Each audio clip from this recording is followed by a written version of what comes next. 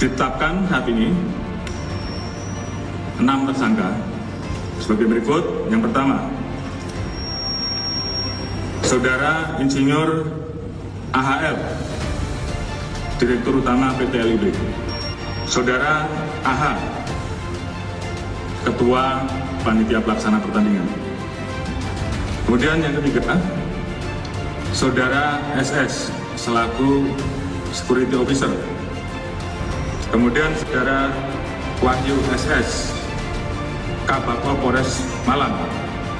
Kemudian Saudara H, dan juga yang Brimopolda Jatim.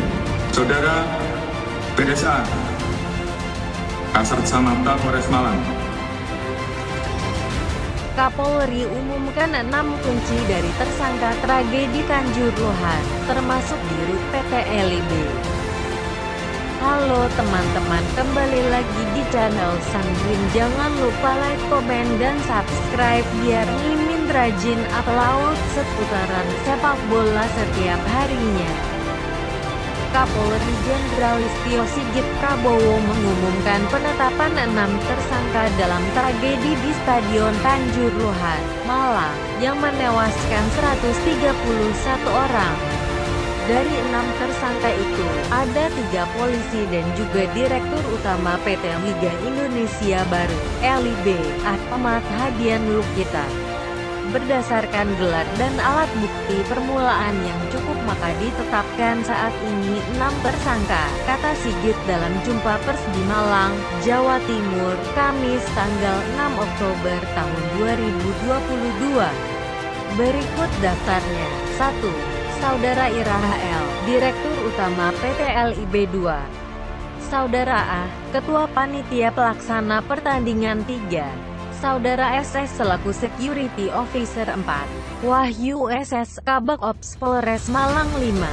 Saudara H, dan ketiga Brimopolda Jatim 6.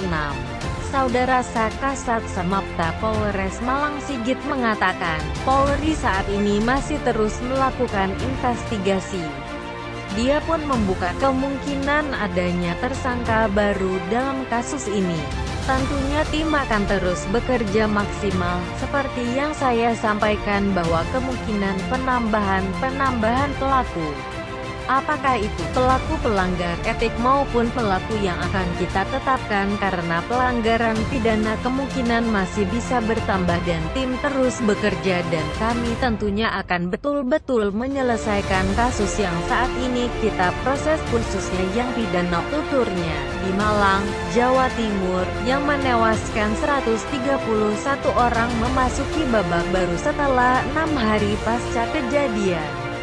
Pada Kamis 6/10 malam, Kapolri Jenderal Listio Sigit Prabowo dalam konferensi pers di Malang mengumumkan penetapan 6 tersangka. Listio menerangkan rangkaian tragedi itu bermula saat panitia pelaksana dari Arema FC bersurat ke Polres Malang pada tanggal 12 September tahun 2022. Surat itu terkait izin pertandingan antara Arema FC melawan Persebaya yang digelar di Stadion Kanjuruhan pada tanggal 1 Oktober pukul 20 waktu Indonesia Barat. Surat itu dibalas Polres Malang yang pada intinya meminta agar jadwal pertandingan diubah menjadi pukul 15.30 waktu Indonesia Barat dengan pertimbangan faktor keamanan. Namun, permintaan ditolak PT Liga Indonesia Baru, LIB.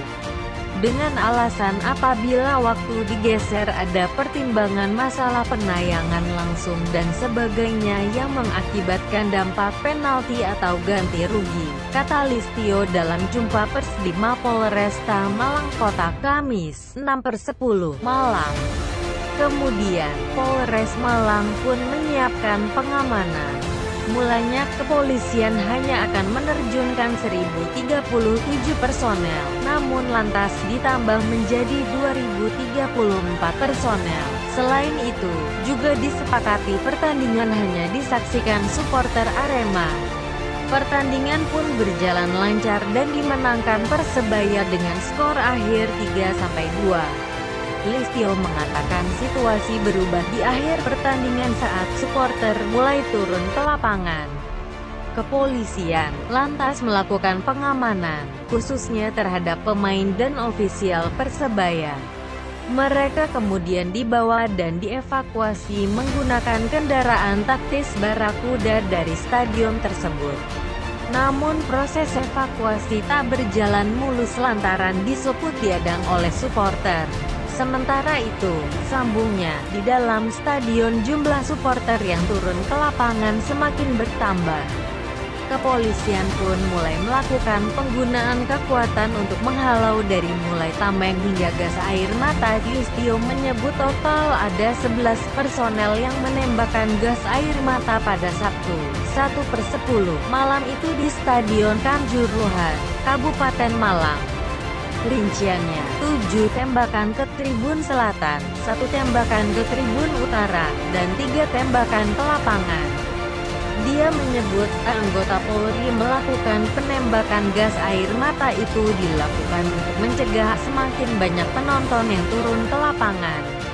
Tembakan untuk mencegah penonton yang turun ke lapangan bisa dicegah, ujarnya. Meskipun demikian, dia mengakui tembakan gas air mata itu mengakibatkan kepanikan supporter sehingga berupaya untuk meninggalkan lokasi.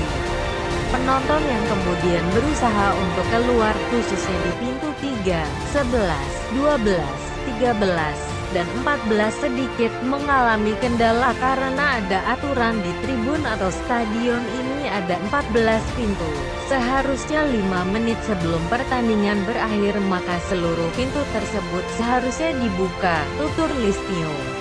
Namun, saat itu pintu dibuka namun tidak sepenuhnya, hanya berukuran 1,5 meter dan para penjaga pintu tidak berada di tempat, sambungnya.